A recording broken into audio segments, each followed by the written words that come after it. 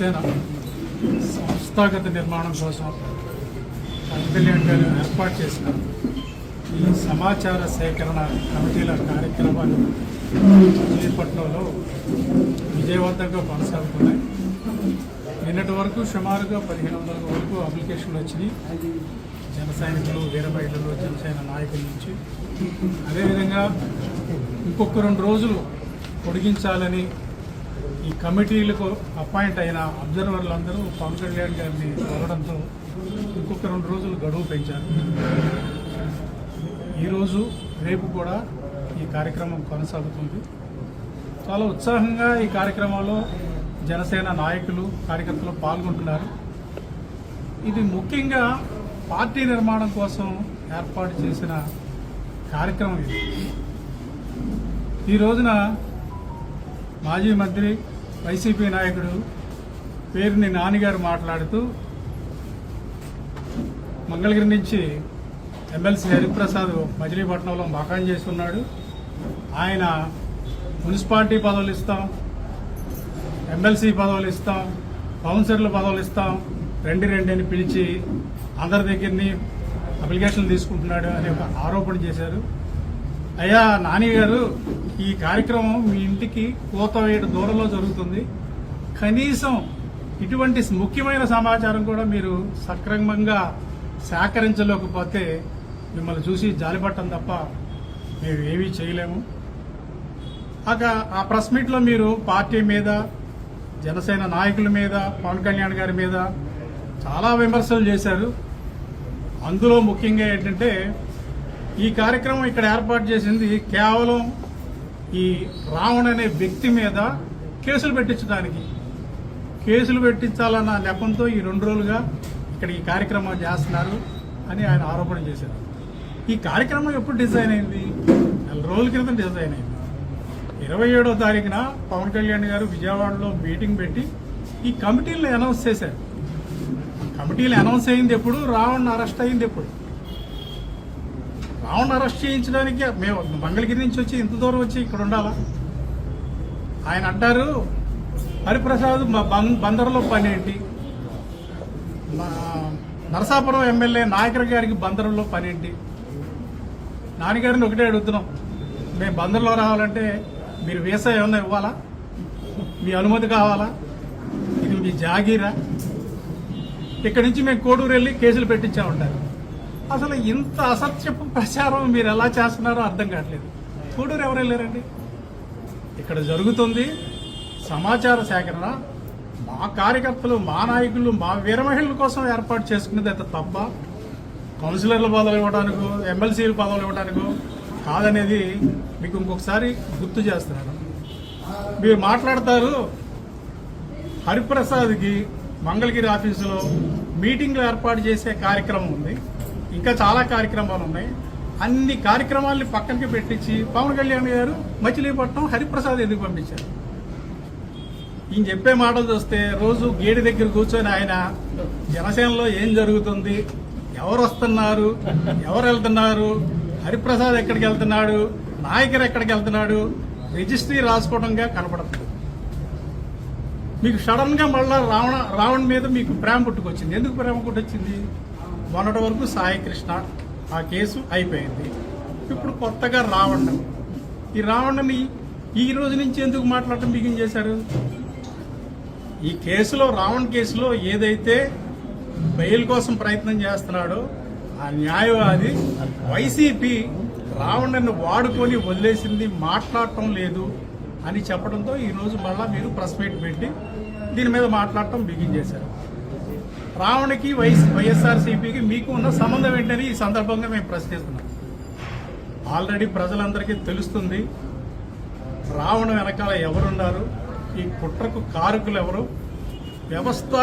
వ్యవస్థాకృతంగా పవన్ కళ్యాణ్ గారి మీద, జనసేన మీద అసత్యపు ప్రచారం ఎవరు చేస్తున్నారు, ఇవన్నీ ప్రజలు గమనిస్తూనే ఉన్నారు. మీరు అధికారంలో ఉన్నప్పుడు అరాచకం మార్గాన్ని ఎంచుకున్నారు, అధికారం పోయిన తర్వాత కూడా అరాచకం మార్గంలోనే ఎంచుకున్నారు. 150 నుంచి 11కు వచ్చారు. ఇప్పుడు ఇదే మార్గంలోకి వెళ్తే ఆ 11 పక్కన 1 కూడా పోయే ప్రమాదం ఉంది. అది మీరు గమనించాలని నాని గారికి ఈ పత్రికా ముఖంగా నేను తెలియజేస్తున్నాను. మీకు మొన్న అమరావతిలో రైతుల దెబ్బ ఇంకా మీరు మర్చిపోలేదు. ఆ రైతుల దెబ్బ నుంచి కోలుకోవటం కుదరక ఏవేవో మాట్లాడుతున్నారు. అయ్యా, మీరు ఏదన్నా మాట్లాడేటప్పుడు సమాచారం చక్కగా తెప్పించుకొని మొత్తం అంతా ఆకలింపు చేసుకున్న తర్వాత మాట్లాడండి.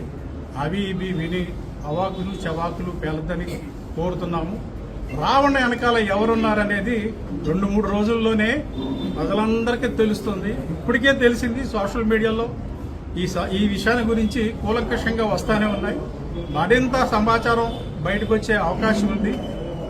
సో అప్పుడు మీరు తప్పకుండా ప్రజలకి సమాధానం చెప్పుకోక తప్పదు, మీకు బుద్ధి చెప్పక తప్పదు. ఈ రోజున మరి ఒక క్లారిటీ ఇవ్వాల్సిన అవసరం ఉంది. పేర్ని నాని గారు మన జరిగినటువంటి అమరావతిలో దెబ్బకి ఒక వారం రోజులు కనపడాల. మళ్ళా వాళ్ళు మాట్లాడతలేదు, మా వైఎస్ఆర్సీపీ మాకు సపోర్ట్ చేయట్లేదు అని చెప్పి ఆ శ్రావణ్ గారు అనేటప్పటికి మళ్ళీ ఇవాళ నేనున్నానని చెప్పి వస్తున్నాడు. అసలు అమరావతి మీకు పనేంటి? అమరావతికి మీరు వెళ్ళాల్సిన అవసరం ఏంటి? మీరున్న 5 ఏళ్ళు ఎప్పుడన్నా అమరావతి వెళ్ళారా? అమరావతి రైతులు పట్టించుకున్నారా? పట్టించుకోలేదే. వాళ్ళు దగ్గర 5 సంవత్సరాలు బట్టి వాళ్ళు ధర్నాలు చేస్తూనే నిరాహార దీక్షలు చేస్తే వాళ్ళని అరెస్ట్ చేశారు. పవన్ కళ్యాణ్ గారు అయితే పవన్ కళ్యాణ్ గారు ఇబ్బంది పెడదామని చూశారు. అది మీ వాళ్ళ కాల. ఇవాళ రోజుకు ఒకళ్ళ మా మీద వదులుతున్నారు. అయినా కానీ మీరు ఫెయిల్ అవుతున్నారు ప్రతి సాట కూడా. ఇవాళ కృష్ణా శ్రావణ్ అనే అతను తన ఇష్టానుసారంగా మాట్లాడుతున్నాడు. ఎన్ని మాట్లాడాడు, ఎన్ని తప్పులేదు. ఎంత తప్పు అతను మాట్లాడింది, ఎన్ని రకాలుగా మాట్లాడాడు. ఒక నాయకుడిని పట్టుకుని కోట్ల మంది 2 స్టేట్లో కలిపి కోట్ల మంది అభిమానులు ఉన్నారు ఆయన. అలాంటప్పుడు ఆయనతో మాట్లాడేటప్పుడు ఒళ్ళు దగ్గరెట్టుకు మాట్లాడాలి. ఎలా పడితే అలా మాట్లాడితే ఇలాగే ఉంటాయి పరిణామాలు. 30 కేసులు ఎట్టారు. 30 రోజులు తిరగాల్సిందే. అభిమానులు ఉన్నవాళ్ళు ఎక్కడ అభిమాని ఏం చేస్తాడో ఎవరికి తెలియదు. కనుక అవన్నీ కూడా ఆలోచించుకుని వైసీపీ నాయకులు కొంచెం ఆలోచించుకుని మీరు ఇలాంటి కులాలను రెచ్చగొట్టే పనులు మానుకోండి. మొన్నటిదాకా కులాలను రెచ్చగొట్టారు, కాపులను రెచ్చగొట్టారు, ఇప్పుడు ఎస్సీలు రెచ్చగొడుతున్నారు, క్రిస్టియన్స్ రెచ్చగొడుతున్నారు. ఎవడో రెచ్చగొట్టినా వాళ్ళందరూ చాలా ఓర్పు ఉంది. ఎవరు కూడా రెచ్చిపోరు. ఆవిడ ఉంది బొజ్జ, ఇంటి పేరు బొజ్జ ఐశ్వర్య. ఆవిడ అంటదే ఇక్కడ తంతే అంట తెలంగాణ వెళ్ళిపోతారంట. నువ్వు ఆడదానివేనా? ఒక ఆడదాని ఒక మాట్లాడే పత్తనది వాళ్ళ ఇంటికి వచ్చేస్తే జనసైనికులు ఇంటికి వచ్చారు. రారా? తిడితే ఊరుకుంటారా? నువ్వు తిట్టకుండా ఇంటికి వస్తే తప్పే. నువ్వు తిట్టినప్పుడు నీ ఇంటికి రారా? వస్తాం కాదు, ఏమైనా చేస్తారు. ఎవరు కంట్రోల్ చేయలేరు వాళ్ళని. ఎందుకంటే జనబలం ఉన్న నాయకుడిని, జనాల్లో ఉన్న నాయకుడిని తొందరపడి మాట్లాడకూడదు. ఇప్పుడు దారే పోయేవాడు అన్నట్టుగా గబగబా అనేస్తే ఈ పరిణామాలు అలాగే ఉంటాయి. ఇప్పుడు మచిలీపట్నంలో వచ్చారు. ఎక్కడైతే కాపు సామాజిక వర్గం ఎక్కువ ఉందని పేరు నాని గారు పేటరైపోతున్నాడు. కాపు సామాజిక వర్గం ఉన్నసారి ఏంటి? నువ్వు హైదరాబాద్ కాపు సామాజిక వర్గం ఉందా? అక్కడ ఎందుకు ఇచ్చారు? మిమ్మల్ని కారులో నుంచి పరిగెత్తి ఇచ్చారు. గుడివాళ్ళు ఎక్కువ ఉన్నారా? గుడివాళ్ళు మిమ్మల్ని ఇంట్లోంచి బయటికి ఎందుకు రానివ్వరా? మచిలీపట్నంలో మీ ఇంట్లో మిమ్మల్ని ఎందుకు బయటికి రానివ్వరా? అమరావతి వెళ్తే అమరావతిలో అదే పరిస్థితి. మీకు తెలియలేదా? మీ పరిస్థితి అక్కడికి వెళ్ళినా అంతే. ఎక్కువ మాట్లాడేవాడు అందరినీ వైసీపీలో అంత 151 మంది ఉన్నారు. వాళ్ళందరి మీదకి ఆ పరిస్థితి రావట్లేదే. నీ మీదగా ఎందుకు వస్తుంది? అంబటి రాంబాబు గారు ఎందుకు వస్తుంది? రోజా మీద ఎందుకు వస్తుంది? లేకపోతే వంశీ గారి మీద ఎందుకు వస్తుంది? వీళ్ళందరూ కూడా మీరు నోటుకు వచ్చినట్టు మాట్లాడతాం. దానివల్ల మీరు ఇబ్బంది పడుతున్నారు.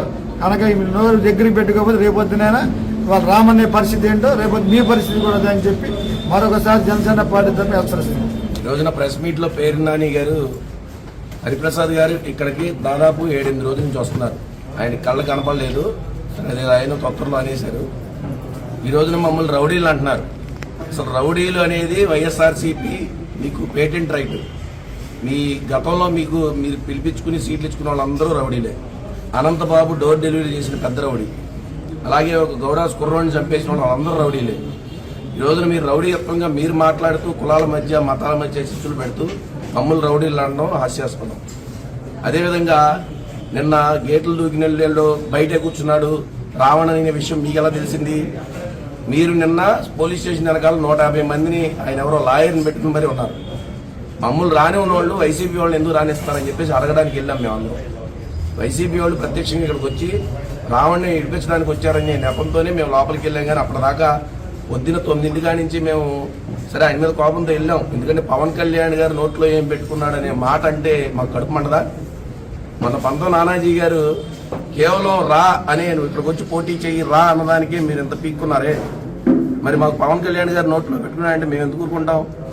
అదే అడగడానికి అలా మొహం ఎలా ఉందో ఆయన నోట్లోనే మేము ఏదైనా పెడదామని వెళ్ళాం వాస్తవంగా. మరి బయట బెంచ్ మీద కూర్చున్నాడు అన్నారు మీరు పేరు నాని గారు. మీరు ఏదో పక్కనే పైనుంచి టెలిస్కోప్లో చూస్తున్నట్టు. నిజంగా బయట బెంచ్ మీద కూర్చున్నట్టయితే లోపలికి వెళ్ళిన వాళ్ళు నిజంగానే కొట్టేవాళ్ళు. ఇవన్నీ అబద్ధాలు, విష ప్రచారాలు. 150 మందితో మీరు వైసీపీ కార్యకర్తలు పోగేసి వెనకాల ఉన్నారు కాబట్టి మేము ఇట్లాంటి మతిమారిన అంటే ఆయనకు ప్రత్యక్షంగానే చెప్పాడు నాకు భారతదేశంలో నాకు చోటు నాకు ఉండడం ఇష్టం లేదని ఎన్నో ప్రసంగాల్లో చెప్పాడు రావణని అతను. సో మేము అడిగా న్యాయబద్ధంగానే చట్టపరంగానే దేశద్రోహం కేసు పెట్టాలి ఈయన మీద. ఎందుకంటే భారతదేశం ఇష్టం లేనివాడికి ఇంకా భారతదేశంలో మాట్లాడే హక్కే ఉంటుంది. ఆయన యూట్యూబ్ వేదికగా తీసుకుని మా పవన్ కళ్యాణ్ గారిని అసలు విషయం దళితులకిను రఘురామకృష్ణరాజు గారికి అందులో పవన్ కళ్యాణ్ గారి విషయం ఎందుకు వచ్చిందని చెప్పేసి మేము అడగడానికి వెళ్ళాం. మీరు మమ్మల్ని రౌడీలు అంటారు. అంటే మీరందరూ వెనకాల ఆయనకి కొమ్ము కాస్తూ ఆయన్ని వెనకాల నుంచి ప్రోత్సహిస్తూ జడ శ్రావణ్ కుమార్కి లక్షల జీతాలు ఇచ్చి ఇట్లాంటి ఆకు రౌడీల్ని మతి భ్రమించిన వాళ్ళు వాడుకుని పవన్ కళ్యాణ్ గారిని తింటే మేము ఎందుకు ఊరుకుంటాం? ఖచ్చితంగా ఊరుకోం. అందుకునే సమాధానం చెప్తా వెళ్ళాం. మీకన్నా రౌడీలు మీకన్నా గోండాలు ఈ ఆంధ్రప్రదేశ్లో లేరు. అందుకని మిమ్మల్ని 11కి పరిమితం చేశారని చెప్పి సవినయంగా తెలియపరుచుకుంటాం.